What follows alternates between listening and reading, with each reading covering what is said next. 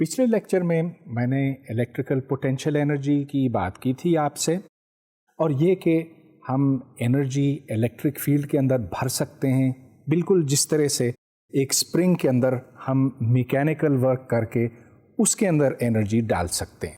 आज का lecture capacitors के बारे में है।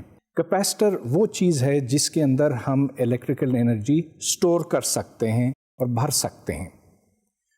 इसकी ज़रूरत हमें बहुत मुख्तलिफ़ जगहों पर पेश आती है। मिसाल के तौर पे आपने कैमरा का फ्लैश देखा होगा, उसमें एक कैपेसिटर डिस्चार्ज होता है। जो एनर्जी कैपेसिटर के अंदर भरी जाती है वो फिर लाइट के फ्लैश के तौर पर निकलती है। फिर बाज़ दफ़ा हम कैपेसिटर इस्तेमाल करते हैं थोड़ी देर के लिए एनर्जी स्टोर करने के वास्ते किसी सर्किट के अंदर, और फिर ये दोबारा से रिलीज़ हो जाती है।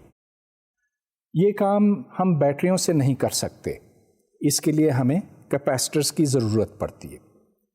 अब कैपेसिटर कोई ज़्यादा पेचीदा, ज़्यादा कोई मुश्किल चीज़ नहीं है। इसको बनाने के वास्ते हमें सिर्फ 2 मेटल की प्लेट्स चाहिए या 2 कंडक्टिंग प्लेट्स की ज़रूरत है। तो फ़र्ज़ कीजिए कि एक प्लेट ये है, दूसरी प्लेट ये है, इनके साथ तारें जोड़िए और ये एक कैपेसिटर है। पुराने ज़मानों में इसको कंडेंसर भी कहते थे, लेकिन अब वो इस्तिलाह ख़त्म हो गई है। फिज़िक्स ऑफ कैपेसिटर्स को हम यहाँ से समझेंगे कि अगर ये एक प्लेट है और ये दूसरी प्लेट है और इनके दरमियान एक पोटेंशियल डिफरेंस पैदा किया जाए किसी तरह से, तो इसमें चार्ज स्टोर होगा। इसकी मैं अब थोड़ी सी तफसीलात आपको बताना चाहूँगा। तो फ़र्ज़ कीजिए कि ये 2 प्लेटें हैं और आप एक चार्ज को उठाकर इस प्लेट से दूसरी प्लेट तक पहुंचाते हैं। अब जैसे जैसे आप यहाँ से चार्जेस यहाँ तक ले जाएंगे, तो वैसे वैसे इनके दरमियान एक इलेक्ट्रिक फील्ड बनती जाएगी, इस वास्ते कि यहाँ अब चार्ज की कमी हो गई और यहाँ चार्ज ज़्यादा है। चुनाचे एक इलेक्ट्रिक फील्ड अब पैदा होगी और इसके ख़िलाफ़ अब चार्जेस को काम करना पड़ेगा। इस तरह से एक कैपेसिटर के अंदर एनर्जी भरी जाती है। तो चलिए अब हम इस अमल को ज़्यादा तफसील से समझते हैं। फ़र्ज़ कीजिए कि एक चार्ज यहाँ से यहाँ पहुँचाया जाता। अब जब यहाँ पहुँचता है तो उसके नतीजे में एक पोटेंशियल पैदा होता है, और ये पोटेंशियल डिपेंड करेगा कि कितना चार्ज आपने यहाँ से यहाँ मुंतकिल किया। लिहाजा जो पोटेंशियल क्रिएट हुआ that is proportional to the amount of charge transferred. अब इसको आप दूसरी तरफ भी समझ सकते हैं, यानी कि अगर 2 प्लेट्स के दरमियान एक पोटेंशियल कायम किया जाए तो फिर जितना चार्ज इस पे और इस पे है उसकी मिक़दार V के प्रोपोर्शनल है। गोया कि Q is proportional to V। तो ये फ़र्ज़ कीजिए कि आपने इन 2 प्लेट्स को किसी बैटरी के साथ कनेक्ट किया। बैटरी ने चार्ज को ट्रांसफ़र किया यहाँ से यहाँ तक। कितना चार्ज ट्रांसफ़र हुआ? Q is proportional to V। अब जहाँ भी इस तरह का रिलेशनशिप हो, something is proportional to something, तो उसके आगे आप कांस्टेंट ऑफ प्रोपोर्शनैलिटी लगा सकते हैं। यहाँ पर जो कांस्टेंट लगता है उसको हम C कहते हैं, C फॉर कैपेसिटेंस। गोया के Q is equal to C into V। ये बुनियादी फार्मूला है जो कैपेसिटेंस को डिफाइन करता है। तो यहाँ से आप कैपेसिटेंस की डेफिनेशन निकालते हैं। The definition of capacitance is the amount of charge stored per unit potential difference. और मैं फिर ये बात दोहराऊंगा कि आपने 2 प्लेट्स के दरमियान एक पोटेंशियल डिफरेंस कायम किया, जिसके नतीजे में इतना चार्ज यहाँ से वहाँ तक ट्रांसफ़र हुआ, और इस चार्ज की मिक़दार को जब आप पोटेंशियल डिफरेंस से तक़सीम करेंगे तो कैपेसिटेंस की वैल्यू निकल आएगी। कैपेसिटेंस की डेफिनेशन तो आपने देख ली, it is the charge per unit potential difference. मगर कैपेसिटर्स तो तरह तरह के हो सकते हैं। अब मैं सबसे सादा नमूना लेता हूँ जिसमें 2 पैरेलल प्लेट्स हैं। तो ایک کا ایریا اے ہے, دوسرے کا بھی ایریا اے ہے, اور ان پلیٹس کے درمیان فاصلہ ڈی ہے. تو میں یہ جاننا چاہتا ہوں کہ اس کیپیسٹر کی کیپیسٹنس کتنی ہے. اس کے لیے ہمیں گاؤسز لا کی ضرورت پڑے گی. جیسا کہ آپ نے دیکھا غالباً 2 لیکچر پہلے, اگر آپ ٹوٹل الیکٹرک فلکس کسی سرفیس میں سے لیں, اور فلکس کی ڈیفینیشن آپ کو یاد ہوگی, اٹ از E.ds. تو اگر الیکٹرک فیلڈ اس ڈائریکشن میں ہے اور ایک پرپینڈیکولر سرفیس ہے چھوٹا سا ds, تو E.ds is E into S cosine of the angle between them. یہ فلکس بنتا ہے, اور جب آپ پورے سرفیس کے اوپر انٹیگریٹ کرتے ہیں تو یہ ٹوٹل فلکس بنتا ہے. گاؤسز لا کا یہ کہنا ہے کہ total flux is equal to the charge inside that surface. تو کوئی کلوز سرفیس ہے, اس میں سے الیکٹرک فیلڈ باہر نکل رہی ہے, اور اس فلکس کی مقدار بنتی ہے the charge divided by epsilon naught. تو چلیے گاؤسز لا کا اطلاق ہم کرتے ہیں پیرلل پلیٹ کیپیسٹر کے اوپر. یہاں پر آپ یہ دیکھ رہے ہیں کہ the total flux which is E into A, وہ E انٹو اے اس واسطے ہے کہ اوپر کوئی فلکس نہیں ہے, نہ لیفٹ پہ ہے نہ رائٹ پہ ہے, اور صرف نیچے کی طرف فلکس ہے. اور میں نے صرف اوپر والا پلیٹ آپ کو دکھایا ہے, نیچے والے پلیٹ میں بھی ایسی ہی سچویشن ہے. So the total flux is E into A. اب گاؤسز لا کے مطابق E into A is equal to Q divided by epsilon naught, where Q is the total charge enclosed. اور یہاں سے پھر E کی ویلیو نکلتی ہے, that is to say the electric field which is equal to Q divided by epsilon naught into A. یا آپ یہ کہہ سکتے ہیں چارج پر یونٹ ایریا. تو this is the surface density of charge.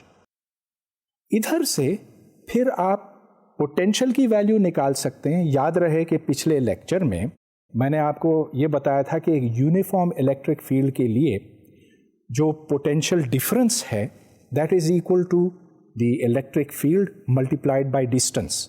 گویا کہ یہاں پر V is equal to E into D. اب آپ E کی ویلیو اس میں ڈالیں which is Q over epsilon naught A, اور پھر کیپیسٹنس نکالنے کے لیے آپ کو Q کو V سے ڈیوائڈ کرنا ہوگا. اور یہ لیجئے آپ کے سامنے آنسر آ گیا, the capacitance is equal to epsilon naught A divided by D. اب دیکھیے بہت ہی سادہ آنسر ہے, اور یہ آپ کو یہ بتاتا ہے کہ اگر آپ پلیٹس بڑے بنائیں تو کیپیسٹنس زیادہ ہوگی, اگر آپ ان کو قریب لائیں تو بھی کیپیسٹنس زیادہ ہوگی. اور اس کے آگے ایک کانسٹنٹ ہے ایپسلون ناٹ, اس کے بارے میں آپ کو کچھ مزید تفصیلات بعد میں بتاؤں گا. یہ تو پیرلل پلیٹ کیپیسٹر کی بات تھی, مگر عام کیپیسٹرز جو ہیں وہ اس سے مختلف بھی ہو سکتے ہیں. مثال کے طور پہ 2 سفیئرز ہو سکتے ہیں, ایک چھوٹا دوسرا بڑا, یا ایک سلنڈر ہو سکتا ہے اور اس کے باہر ایک دوسرا سلنڈر. تو اس کو آپ سلنڈریکل کیپیسٹر کہہ سکتے ہیں, اور پچھلے کو اسفیریکل کیپیسٹر. گویا کہ جیومیٹریز ان کی طرح طرح کی ہو سکتی ہیں, لیکن بنیادی بات یہ ہے کہ جب آپ ایک پلیٹ سے دوسرے پلیٹ تک چارج پہنچاتے ہیں تو اس کے نتیجے میں پوٹینشیل بڑھتا ہے, اور جو ریشو بنتا ہے Q اور V کا وہ کیپیسٹنس کہلاتا ہے. جب بھی ہم کسی فزیکل کوانٹٹی کی بات کرتے ہیں تو ظاہر ہے کہ اس کے یونٹس بتانا بہت ضروری ہے. ادھر ہم نے کیپیسٹنس کو ڈیفائن کیا as charge stored per unit potential difference. تو یہاں سے یونٹس بھی سامنے آ گئے, ڈائمینشنز بھی ظاہر ہے. اس کے یونٹس بنتے ہیں کولومز پر وولٹ, اور اس کو ایک خاص نام دیا گیا ہے جس کو فیرڈ کہتے ہیں. سو 1 farad is 1 کولوم divided by 1 volt. اب کیپیسٹر کے لحاظ سے 1 فیرڈ جو ہے بہت بڑی ویلیو کا ہوتا. اس کا اندازہ آپ یوں لگائیں کہ فرض کیجئے کہ آپ کے پاس ایک پیرلل پلیٹ کیپیسٹر ہو. فرض کیجئے کہ ان پلیٹس کے درمیان جو فاصلہ ہے وہ 1 ملی میٹر کا ہے. 1 ملی میٹر تو کوئی بہت بڑا فاصلہ نہیں ہے. تو فرض کیجئے کہ ہم 2 پلیٹس رکھتے ہیں، ان میں 1 ملی میٹر کا فاصلہ ہے، اور اب سوال یہ پیدا ہوتا ہے کہ ان پلیٹس کا ایریا کتنا ہونا چاہیے تاکہ اس کیپیسٹر کی کیپیسٹی 1 فیرڈ کے برابر ہو. تو یہ ایک چھوٹی سی کیلکولیشن ہے. یہاں آپ دیکھیں کہ 1 فیرڈ کے لیے آپ کو C equals epsilon naught A divided by D سے 1 کیلکولیٹ کرنا ہوگا. سو A از 1 فیرڈ انٹو 1 ملی میٹر جو 0.001 میٹر کے برابر ہے. اب چونکہ ایپسلون ناٹ کی ویلیو اتنی کم ہے، اس واسطے جو A کی ویلیو نکلتی ہے اس سے that is about 100 million metre squared, یعنی کہ یہ بہت بڑے ایریا کا ہے. اس واسطے جو عام کیپیسٹرز ہیں وہ اتنے بڑے ہو نہیں سکتے. جو عام ویلیوز ہوتی ہیں کیپیسٹنس کی وہ یا تو مائکرو فیرڈز میں میجر کی جاتی ہیں. مائکرو سے مطلب ہے 1 part in a million, so 10 to the power -6 farads, یا نینو فیرڈز جو اس سے 1000 گنا چھوٹا ہے، یا اس سے بھی زیادہ عام یونٹ جو ہے وہ پیکو فیرڈ کا ہے. اب کیپیسٹرز تو طرح طرح کے ہوتے ہیں، چھوٹے بھی ہو سکتے ہیں، بڑے بھی ہو سکتے ہیں. اب تھوڑی دیر میں آپ کو میں کچھ دکھاؤں گا. لیکن جو سب سے چھوٹے کیپیسٹرز ہوتے ہیں وہ اتنے چھوٹے ہوتے ہیں کہ ایک چھوٹے آئی سی چپ کے اوپر، آپ کے موبائل فون میں غالباً اس طرح کے 1 یا 2 چپس ہوں گے، تو ہر چپ کے اوپر 1 کروڑ سے زیادہ کیپیسٹرز ہوتے ہیں. اب میں آپ کو کچھ کیپیسٹرز دکھانا چاہوں گا جو عام ریڈیو میں یا ٹیلی ویژن میں لگتے ہیں اور جو غالباً آپ نے دیکھے ہوں گے. تو یہ میرے سامنے کئی قسم کے کیپیسٹرز موجود ہیں. سب سے پہلے تو میں آپ کو یہ کیپیسٹر دکھانا چاہوں گا. اس میں ہوا ہے 2 پلیٹس کے درمیان. جب میں ان پلیٹس کو پیچھے کرتا ہوں تو جو ایریا آمنے سامنے ہے وہ بڑھ جاتا ہے، اور جب میں باہر کرتا ہوں اس طرح سے تو اس کی کیپیسٹنس گھٹ جاتی ہے، کیونکہ جو ایریا ایک دوسرے کے مقابل ہے وہ کم ہو جاتا ہے.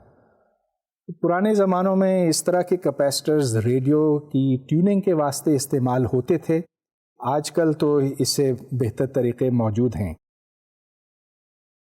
اس میں ایئر از دی ڈائیلیکٹرک، مطلب یہ کہ پلیٹس کے درمیان ہوا ہے. اب یہ ایک اور کیپیسٹر ہے، اگرچہ اس ایئر کیپیسٹر کی کیپیسٹنس جو ہے وہ پیکو فیرڈز میں تھی، so it was 10 to the power -12 farads, لیکن یہ کیپیسٹر اس سے بہت زیادہ بڑا ہے. یہ ہے 150 مائکرو فیرڈ کا، 150. یہ بھی ایک بڑا کیپیسٹر ہے اور یہ تقریباً 1000 کا ہے، اور یہ 1500 مائکرو فیرڈ کا ہے، وغیرہ وغیرہ. اب اس کی بات میں زیادہ تفصیل سے بعد میں کروں گا، لیکن اب میں آپ کو یہ دکھانا چاہ رہا ہوں کہ ان کیپیسٹرز کے اندر ایکچولی ہم چارج بھر سکتے ہیں اور یہ چارج سٹور کرتے ہیں، جس کو ہم پھر بعد میں استعمال کر سکتے ہیں جس کام کے لیے بھی ہم چاہیں. ادھر ایک بیٹری ہے. اس بیٹری کا یہ پازیٹیو سائڈ ہے، یہ نیگیٹو سائڈ ہے. سرخ ہمیشہ پازیٹیو ڈینوٹ کرتا ہے.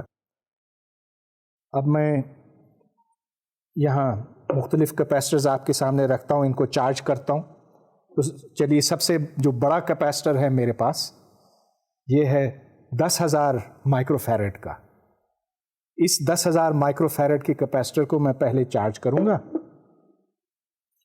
چارج کرنے میں دیر تو نہیں لگتی، بس صرف مجھے اس کو اس کے ساتھ چھونا ہوتا.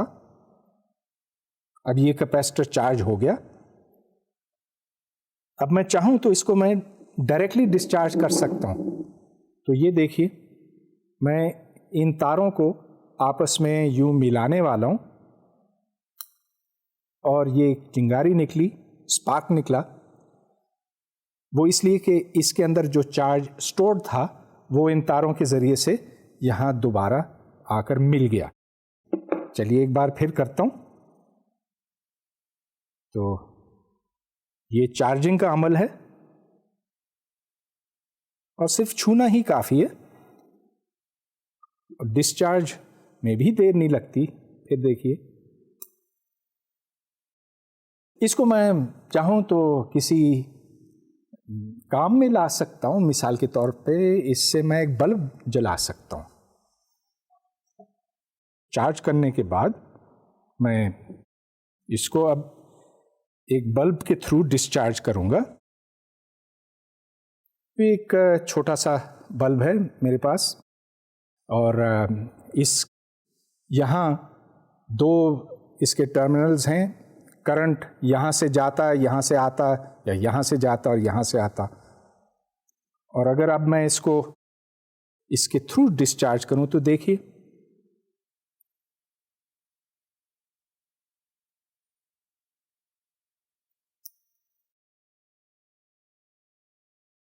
تو اس سے یہ ثابت ہوا کہ کیپیسٹرز میں ہم چارج دیر تک بھر سکتے ہیں۔ اگر یہ پرفیکٹ کیپیسٹر ہو، مطلب یہ کہ اس کے اندر کوئی لیکیج نہ ہو، تو پھر ہم اس میں چارج دیر تک رکھ سکتے ہیں۔ کیپیسٹر کو بھرنا اور پھر اس کو خالی کرنا بالکل ویسا ہی ہے جیسا کہ ہم پانی کہیں اسٹور کرتے ہیں۔ پانی کے لیے یہ ہوتا ہے کہ ہم ایک پمپ استعمال کرتے ہیں، پمپ پانی کو اوپر ٹنکی میں پہنچاتا ہے، ٹنکی میں وہ پانی رہ سکتا ہے دنوں تک، مہینوں تک، بشرطے کہ اس میں سے کوئی پانی لیک نہ ہو رہا ہو، اور جب ہم چاہیں تو نلکا کھول کر اس سے پانی ہم حاصل کر سکتے ہیں۔ بنیادی طور پہ کیپیسٹر کو چارج کرنا اور ڈسچارج کرنا بالکل ویسا ہی ہے جیسے کسی ٹنکی کے اندر پانی بھرنا اور پھر اس کو خالی کرنا۔ اس پانی کے لیے ہمیں ایک پمپ کی ضرورت ہے جو نیچے سے پانی کو اوپر اٹھاتی ہے، پھر ٹنکی میں پانی رہ جاتا ہے، جب ہمیں ضرورت پڑتی ہے ہم نلکا کھولتے ہیں اور پانی نیچے آ جاتا ہے۔ اسی طرح سے کیپیسٹر کے واسطے ہمیں ایک بیٹری کی ضرورت ہے جو اس کو چارج کرتا ہے، پھر جب چارج اس میں بھر جاتا ہے تو پھر ہم اس کو خالی کر سکتے ہیں۔ اب اس اینیمیشن میں آپ یہ دیکھیں گے کہ اس کیپیسٹر کو بھرا جا رہا ہے ایک بیٹری کے ذریعے سے۔ جیسے جیسے یہ کیپیسٹر بھرتا جاتا ہے ویسے ویسے اس میں جو کرنٹ گزرتا ہے وہ کم ہوتا جاتا، بالآخر یہ کرنٹ زیرو پہ پہنچ جاتا ہے، گویا کہ کیپیسٹر فلی چارجڈ ہو جاتا۔ پھر جب ہم چاہیں تو ہم اس چارج کو کسی رزسٹر کے تھرو ڈسچارج کر سکتے ہیں۔ تو یہاں پر آپ یہ دیکھ رہے ہیں کہ ایک رزسٹر کے تھرو چارج فلو ہو کر دوبارہ بیٹری کے اندر پہنچ رہا ہے۔ اگر یہ رزسٹر بڑا ہو، مطلب یہ کہ اس میں سے کرنٹ بہت مشکل سے گزرتا ہو، تو پھر بہت دیر کے بعد یہ کیپیسٹر ڈسچارج ہوگا۔ بصورت دیگر، جیسا کہ میں نے آپ کو دکھایا تھا تاریں جوڑ کر، یہ کیپیسٹر بہت جلدی بھی ڈسچارج ہو سکتا اور ایک پل میں اس کا سارا چارج ختم ہو جاتا۔ اگر ہم دو کیپیسٹرز کو ساتھ جوڑیں تو جوڑنے کے دو مختلف طریقے بنتے ہیں، ایک جو پیرلل کہلاتا ہے اور دوسرا سیریز۔ تو یہ دو کیپیسٹرز ہیں میرے پاس، ویسے تو بہت ہیں کیپیسٹر لیکن میں صرف دو کو ساتھ جوڑتا ہوں۔ اگر میں ان کو یوں جوڑوں کہ ایک کا سرا دوسرے کے ساتھ ہو ایسے، تو پھر یہ پیرلل کہلاتا ہے۔ So these two capacitors are connected in parallel. تو یہ دونوں تاریں، سرخ تاریں ایک ساتھ ہیں، دونوں کالی تاریں ایک ساتھ ہیں۔ اس سے جو ٹوٹل کیپیسٹنس بنے گا وہ زیادہ ہوگا اس سے اور اس سے، بلکہ یہ دونوں کی جمع ہوگا. یہ میں ابھی پروو کرنے والا ہوں، لیکن اس سے پہلے میں آپ کو ایک اور طریقہ دکھاتا ہوں جس میں یہ کالی تار اس سرخ تار کے ساتھ جوڑی ہوئی ہے اور اب یہ ان سیریز ہیں. So this capacitor is in series with the other capacitor. اس کو اب ہم سمجھنا چاہیں گے ڈیفینیشن کے حوالے سے.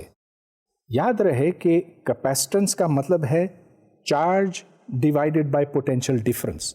تو ہم یہ جاننا چاہتے ہیں کہ جب دو کیپیسٹرز کو پیرلل میں جوڑا جاتا ہے تو اس سے نیٹ کیپیسٹنس، ٹوٹل کیپیسٹنس کتنی بنتی ہے. یہ مشکل کام نہیں ہے اس واسطے کہ ہمیں یہ معلوم ہے کہ C is equal to Q divided by V، اور یہ اصول استعمال کرتے ہوئے، بلکہ یہ ڈیفینیشن استعمال کرتے ہوئے ہم یہ دیکھتے ہیں کہ ہر کیپیسٹر کے لیے Q is equal to CV. تو Q1 is equal to C1V for the first capacitor, Q2 is equal to C2V for the second capacitor. اور یہ پوٹینشیل V دونوں کے لیے مشترک ہے. مشترک اس واسطے ہے کہ دونوں کے سروں کو ہم نے ساتھ جوڑا ہے اور یہ پوٹینشیل V یا کسی بیٹری کے ساتھ کنیکٹڈ ہے. چنانچہ یہاں پر V is common to both، اور اب آپ ٹوٹل چارج نکالیں. Total charge is Q1 plus Q2. مطلب یہ کہ جو چارج پہلے کیپیسٹر پہ ہے اور جو دوسرے کیپیسٹر پہ ہے، ٹوٹل چارج ان دونوں چارجز کی جمع ہے. اب چارج Q1 پلس Q2 ہے، پوٹینشیل وہی ہے V. چنانچہ جو ٹوٹل کیپیسٹنس اس سے نکلتی ہے that is Q1 plus Q2 divided by V. تو یہاں سے C کی ویلیو نکلی جو C ایکویولنٹ یہاں لکھا گیا ہے that is C1 plus C2. اس کا مطلب یہ ہے کہ اگر ہمارے پاس 2 نہیں 3 4 5 جتنے بھی کیپیسٹرز ہوں، اگر ہم ان کو پیرلل میں جوڑتے چلے جائیں تو total capacitance is the sum of all the capacitances. So it is C1 plus C2 plus all the way up till Cn. یہاں سے یہ بات واضح ہوتی ہے کہ ہم کیپیسٹنس یوں بڑھاتے ہیں کیپیسٹرز کو پیرلل میں لگا کر. جب ہم سیریز میں کرتے ہیں پھر کیا ہوتا؟ یہاں آپ دیکھیں کہ V1 is equal to Q divided by C1 اور V2 is equal to Q divided by C2. میں نے دونوں کے لیے ایک ہی Q استعمال کیا. ایسا کیوں؟ اب فرض کیجئے کہ آپ نے یہ کیپیسٹر اور یہ کیپیسٹر ساتھ جوڑے ہیں، تو جب پوٹینشیل ڈفرنس اپلائی کیا جاتا ہے ان دو سروں پہ، تو جو چارج فلو ہوتا ہے وہ اس تار میں سے ہوتا ہے. چنانچہ دونوں کیپیسٹرز کے اوپر برابر چارج ہے، تو Q دونوں کے لیے مشترک ہے. اب یہاں سے بات بالکل واضح ہوئی کہ اگر آپ کیپیسٹنس نکالنا چاہیں تو you will take that value of Q which has flowed. چنانچہ Q divided by the total capacitance جس کو C equivalent کہا گیا is equal to Q divided by C1 plus Q divided by C2. اس لیے کہ جو total voltage ہے V that is equal to V1 plus V2. اب یہاں پر آپ اس کو solve کریں تو 1 over the total capacitance is equal to 1 over C1 plus 1 over C2. ادھر سے یہ بات واضح ہوتی ہے کہ اگر 2 نہیں 3 4 5 10 جتنے بھی کیپیسٹرز ہیں آپ ان کو سیریز میں لگاتے چلے جائیں تو 1 over the total capacitance is equal to 1 over C1 plus 1 over C2 plus 1 over C3 وغیرہ وغیرہ. جب آپ کیپیسٹرز کو سیریز میں لگاتے ہیں تو ٹوٹل کیپیسٹنس ہر کیپیسٹنس سے کم ہو جاتی ہے. لہٰذا اگر آپ 2 کیپیسٹرز، چلیے ایک 100 مائکرو فیرڈ کا ہے، دوسرا بھی 100 مائکرو فیرڈ کا ہے، اگر آپ ان کو سیریز میں لگائیں تو ٹوٹل کیپیسٹنس 50 مائکرو فیرڈز ہوگی. لیکن اگر آپ اس کو پیرلل میں لگائیں تو پھر یہ ڈبل ہو جائے گی، 200 مائکرو فیرڈز ہو جائے گی. اس طرح سے سیریز اور پیرلل دونوں کا ہم سمجھ چکے ہیں. اب ہم یہ جاننا چاہتے ہیں کہ اگر کسی کیپیسٹر میں کوئی چارج بھرا جائے تو اس میں انرجی کتنی بھری گئی ہے. So, given charge Q has been transferred to a capacitor, how much energy is there in the capacitor? इसके लिए हमें एक छोटी सी कैलकुलेशन करने की ज़रूरत होगी, लेकिन सबसे पहले हमें इसकी फिज़िक्स थोड़ी सी समझ लेनी चाहिए। तो ये फ़र्ज़ कीजिए कि दो प्लेटें हैं, मैं एक चार्ज को यहाँ से यहाँ ले जाता हूँ और फ़र्ज़ कीजिए कि बहुत छोटा चार्ज है, इसको आप डी क्यू कहें। तो डी क्यू चार्ज इस प्लेट से इस प्लेट के ऊपर ट्रांसफ़र होता है। अब चूंकि ये चार्ज यहाँ से यहाँ पहुँचा है, इस वास्ते इलेक्ट्रिक फील्ड में थोड़ा सा इजाफा हुआ। अब क्योंकि इलेक्ट्रिक फील्ड में इजाफा हुआ, इसलिए अगले चार्ज को जाने में ज़्यादा दुश्वारी होगी, ज़्यादा काम करना पड़ेगा। तो अब हमें काम का अंदाज़ा लगाना है, how much work is done in transferring a charge from this plate to this plate. तो यहाँ देखें D you is equal to we into D Q. मतलब ये कि जो छोटा सा चार्ज था डी क्यू, इसको पोटेंशियल वी के थ्रू पहुँचाया गया और इस वास्ते हमें डी यू काम करना पड़ा। अब वी क्यू डिवाइडेड बाई सी के बराबर है, वो इसलिए कि कैपेसिटर के लिए charge is equal to voltage into capacitance. तो मैंने V को लिखा है as Q divided by C। This is DU। इसका मतलब ये हुआ कि हमें ये थोड़ा सा काम करना पड़ा, ये थोड़े से चार्ज को यहाँ से वहाँ पहुँचाने के वास्ते। लेकिन अगर हम एक total amount of charge Q पहुँचाना चाहते हैं एक प्लेट से दूसरी प्लेट तक, तो इसके लिए हमें तमाम DUs को ऐड करना होगा और इसका मतलब ये है कि हमें इंटीग्रेट करना होगा। चुनाचे the total work done in transferring charge Q from one plate to the other is the integral Q over C dQ 0 to capital Q। अब ये एक बहुत मामूली सा इंटीग्रल है। आप जानते हैं कि जब आप Q dQ को इंटीग्रेट करते हैं तो उसका नतीजा है Q स्क्वायर डिवाइडेड बाई 2 और जो अपर लिमिट है वो कैपिटल Q है, लोअर लिमिट 0 है। चुनाचे यहाँ से Q स्क्वायर्ड ओवर 2C निकलता है U के वास्ते। So the amount of work that you had to do to transfer charge Q from one plate to the other is Q squared divided by 2C। अब इस फॉर्मूले को हम एक दूसरे की शक्ल दे सकते हैं, वो इसलिए कि Q is equal to VC। ये तो कैपेसिटेंस की डिफाइनिंग रिलेशनशिप है, तो आप यहाँ पर Q इक्वल्स VC लगाएं। इधर से U की वैल्यू निकलती है हाफ CV स्क्वेयर्ड। इसको देखिए, इसका मतलब ये है कि हम जितना पोटेंशियल डिफरेंस लगाएंगे इस कैपेसिटर के अक्रॉस, तो एनर्जी उसी हिसाब से बढ़ती जाएगी, लेकिन लीनियरली नहीं, क्वाड्रेटिकली, half C into V square. इस तरह से हमने ये जान लिया कि एक कैपेसिटर के अंदर अगर पोटेंशियल V अप्लाई किया जाए तो कितनी एनर्जी स्टोर होगी। अगर हम टोटल एनर्जी स्टोर्ड को वॉल्यूम से डिवाइड करें तो उससे हमें energy stored per unit volume मिलता है। इधर क्योंकि हम एक पैरेलल प्लेट कैपेसिटर की बात कर रहे हैं, तो इधर दो प्लेट्स हैं, एक जिसका एरिया A है, दूसरे का भी A है और इनके दरमियान जो फासला है वो D है। चुनाचे इलेक्ट्रिक फील्ड जहाँ जहाँ मौजूद है उसका वॉल्यूम है A इंटू D। तो अगर हम हाफ CV स्क्वेयर्ड को AD से डिवाइड करें तो इससे हमें एनर्जी डेंसिटी मिलती है, गोया के एनर्जी पर यूनिट वॉल्यूम। अब चलिए हम half CV squared divided by AD में C की वैल्यू लगाते हैं, वो वैल्यू जो मैंने थोड़ी देर पहले डिराइव की थी, C is equal to epsilon not into A divided by D। इससे फिर एनर्जी पर यूनिट वॉल्यूम बनता है epsilon not divided by 2 into V over D squared.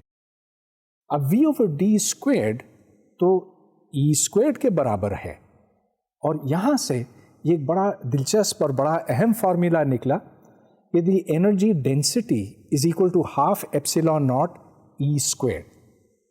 अब इस पे गौर कीजिए کہ یہاں انرجی ہے اور انرجی ڈینسٹی ہے اور یہ الیکٹرک فیلڈ کے اسکوائر کے پروپورشنل ہے.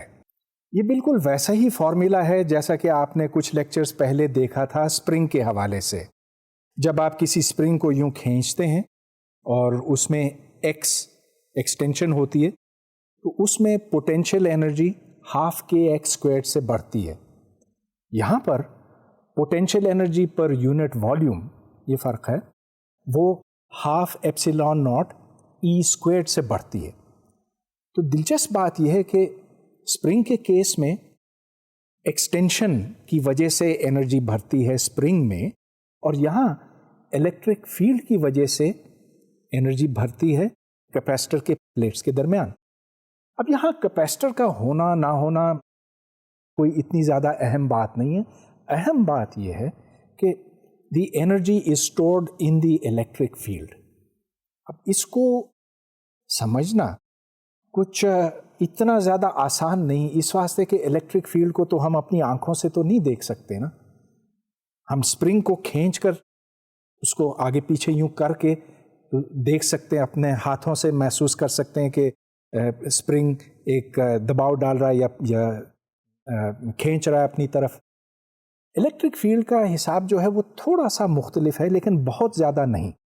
اگر آپ وہاں پر کوئی چارج رکھیں تو وہ چارج فورس محسوس کرے گا، اور جتنا الیکٹرک فیلڈ کی ویلیو جتنی زیادہ ہوگی وہ زیادہ فورس محسوس کرے گا.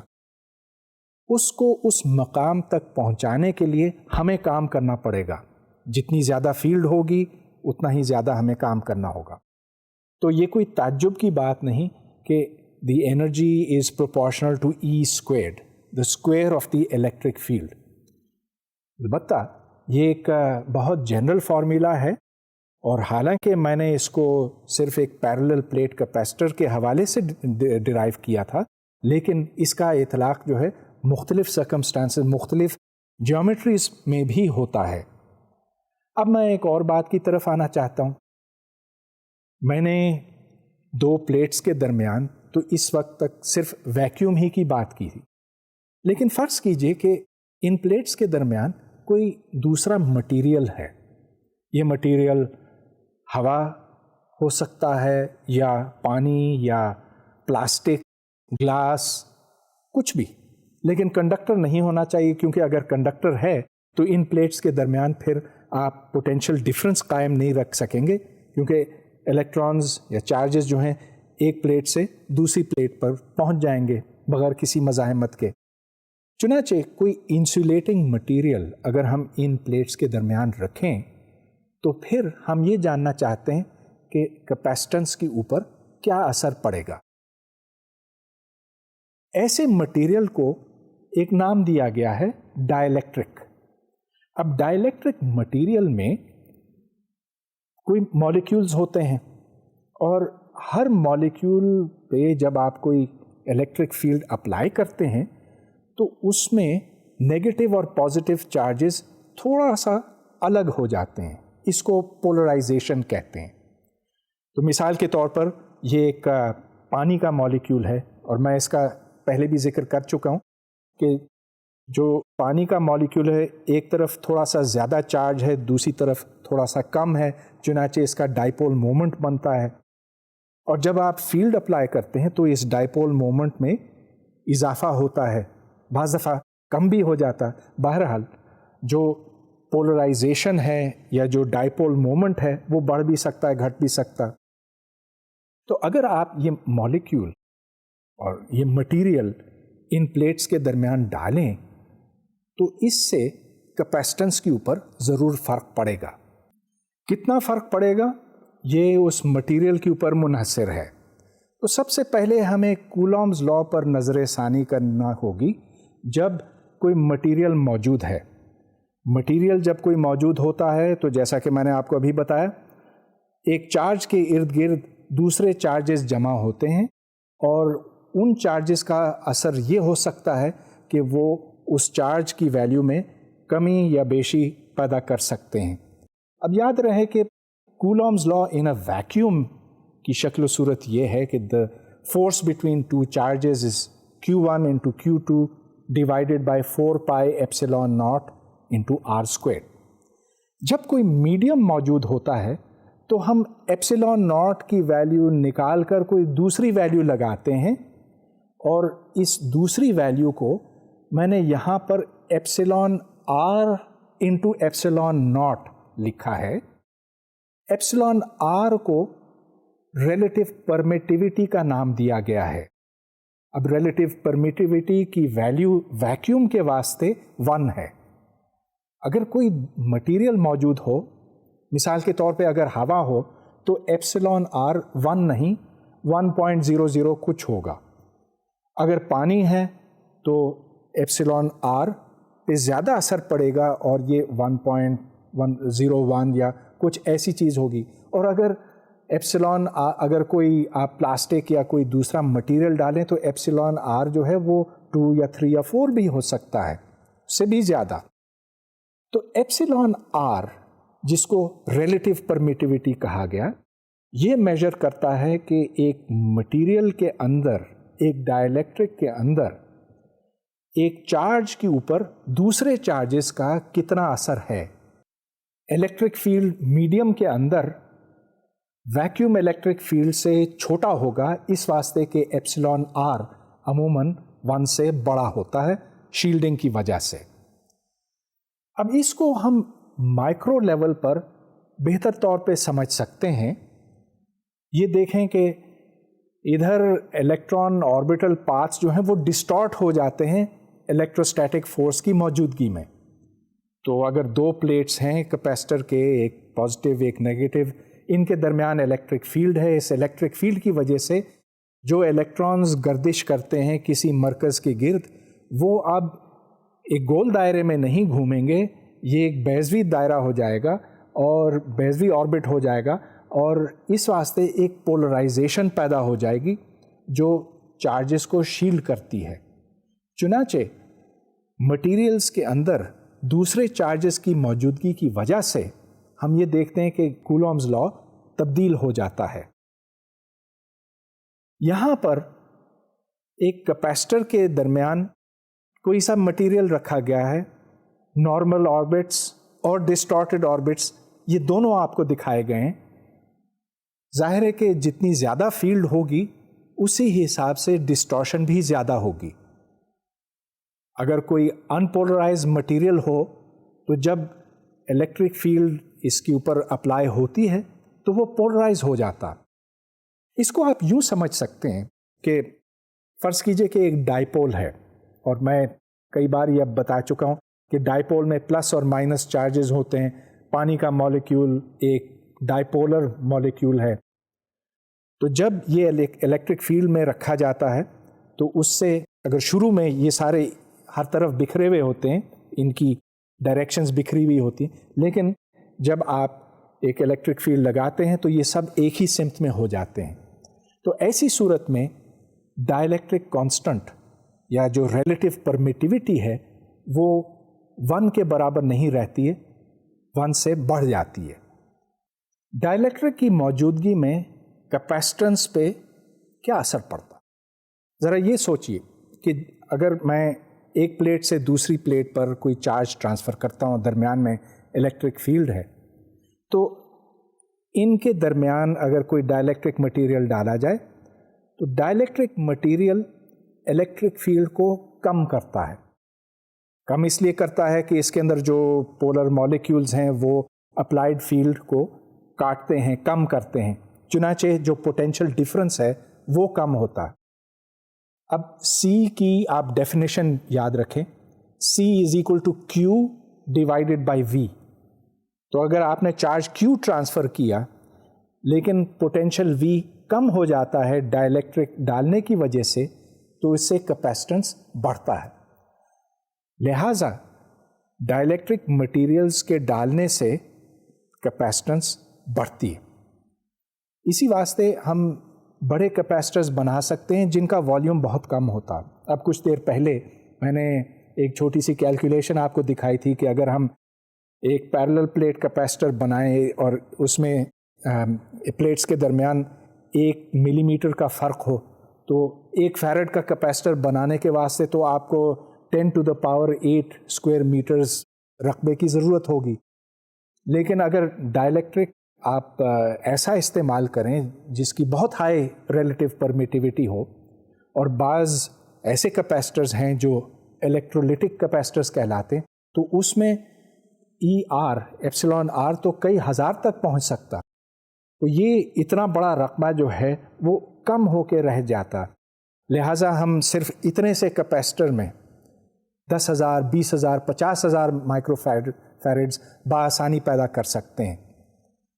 اب اس کا ایک نقصان بھی ہوتا ہے اس لحاظ سے کہ جب آپ کوئی ڈائلیکٹرک استعمال کرتے ہیں تو بعض دفعہ یہ ڈائلیکٹرکس پرفیکٹ ڈائلیکٹرکس نہیں ہوتے.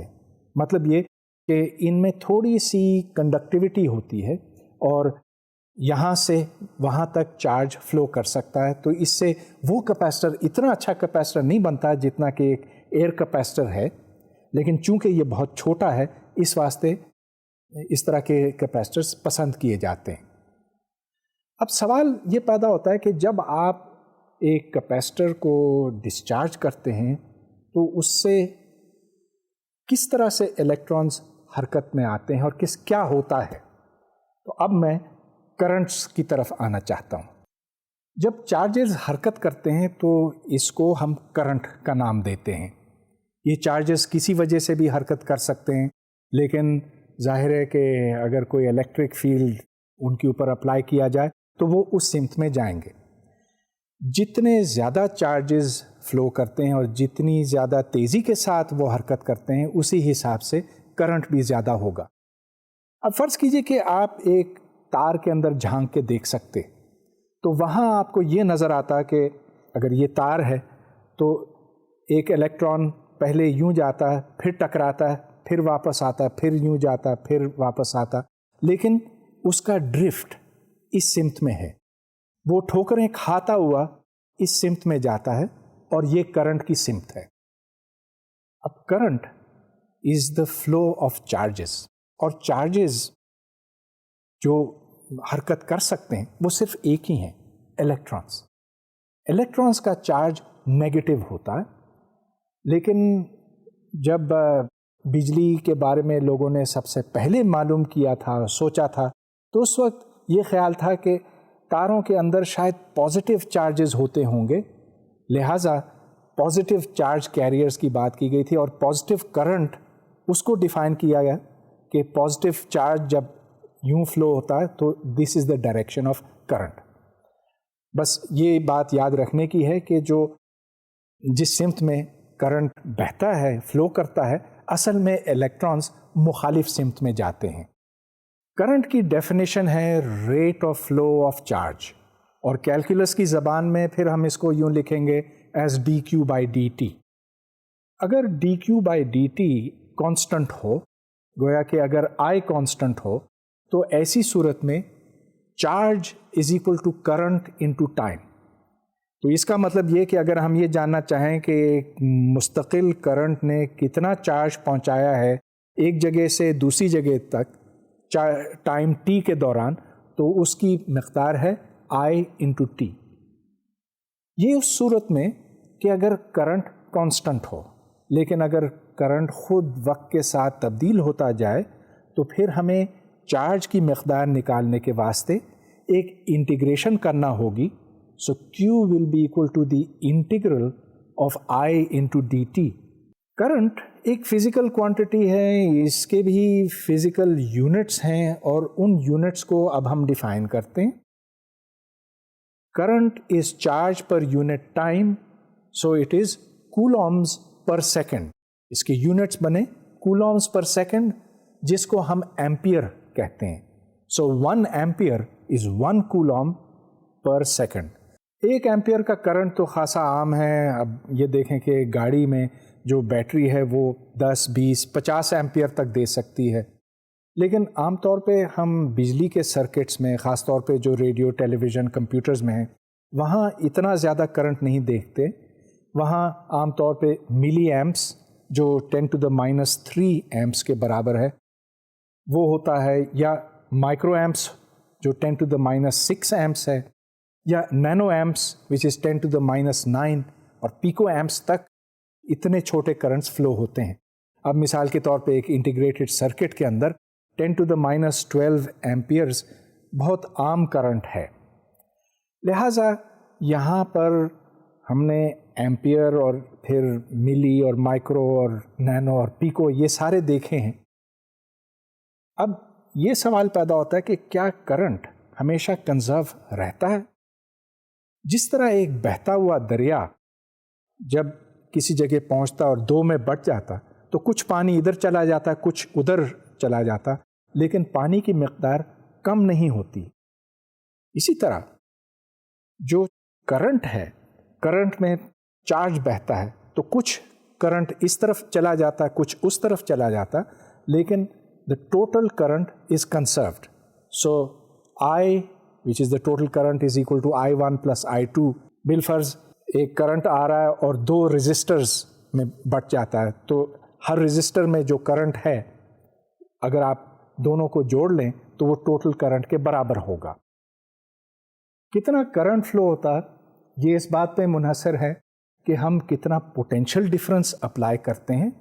دوسرے یہ کہ اس تار میں سے یا اس رزسٹر میں سے کتنی آسانی یا کتنی مشکل کے ساتھ کرنٹ بہہ سکتا ہے.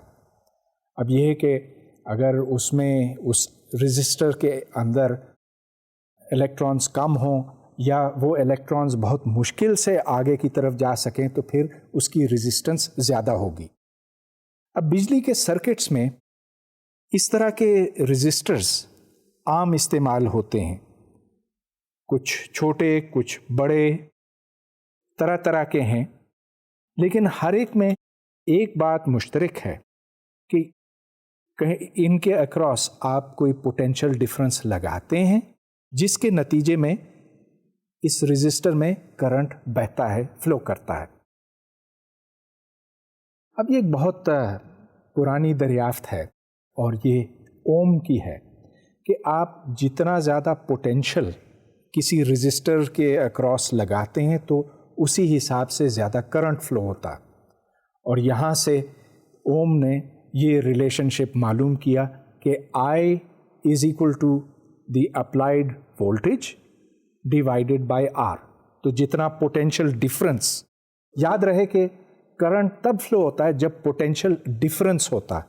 اس سے کوئی فائدہ نہیں ہوگا، کوئی کرنٹ نہیں فلو ہوگا اگر یہ پوائنٹ 5000 وولٹ پوٹینشیل پر ہو اور یہ بھی 5000 پر ہو، کیونکہ پوٹینشیل ڈفرنس پھر بھی زیرو ہوگا. بہرحال اگر آپ نے پوٹینشیل ڈفرنس اپلائی کیا تو اس کے نتیجے میں کرنٹ فلو کرے گا، اور جتنا زیادہ پوٹینشیل ڈفرنس ہوگا اتنا ہی زیادہ کرنٹ ہوگا.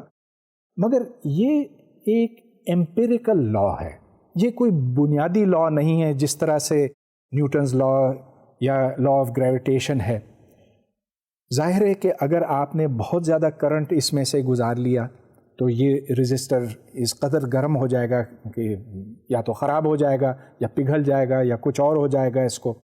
چنانچہ یہ ایک ایمپیریکل لا ہے جو صرف ایک مخصوص رینج میں صحیح ہے. سو I is equal to V divided by R، جس کو اومز لا کہتے ہیں، یہ ہے ایک بہت یوزفل لا. اور ظاہر ہے کہ جب ہم الیکٹرک سرکٹس ڈیزائن کرتے ہیں یا ان کے اوپر تجربے کرتے ہیں تو اس کو ہم استعمال کرتے ہیں، مگر یہ بات یاد رکھنے کی ہے کہ this is not a basic fundamental law. Resistors کے اوپر ہماری بات بعد میں ہوگی. اس لیکچر میں کیپیسٹرز اور کرنٹس کے اوپر بات ہوئی. کیپیسٹرز طرح طرح کے ہو سکتے ہیں، کچھ اتنے بڑے کہ ان سے جو کرنٹ نکلتا ہے، جو چارج نکلتا ہے وہ اتنا زیادہ ہے کہ اس سے فیوژن کا عمل شروع کیا جا سکتا ہے.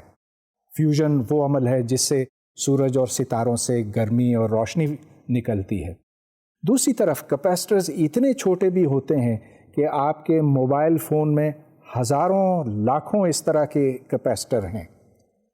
دوسری طرف ہم نے کرنٹس کی بھی بات کی تھی. کرنٹ بہتے ہوئے چارج کے عمل کو کہتے ہیں، اور کرنٹس بھی چھوٹے ہو سکتے ہیں اور بہت بڑے بھی ہو سکتے ہیں. جو بہت بڑے کرنٹس ہیں وہ ہزاروں ایمپیئر میں ہوتے ہیں، اور جو بہت چھوٹے کرنٹس ہیں وہ پیکو ایمپس یا اس سے بھی کم بھی ہوتے ہیں. پیکو ایمپ جتنے کرنٹس کو میجر کرنا ایک بہت بڑا چیلنج ہے، اور اس کی طرف ہم پھر کسی لیکچر میں آئیں گے، کیونکہ اس سے پہلے ہمیں کرنٹ اور میگنیٹزم ان کا تعلق ڈسکس کرنا ہوگا۔ اس وقت تک کے لیے اجازت، خدا حافظ۔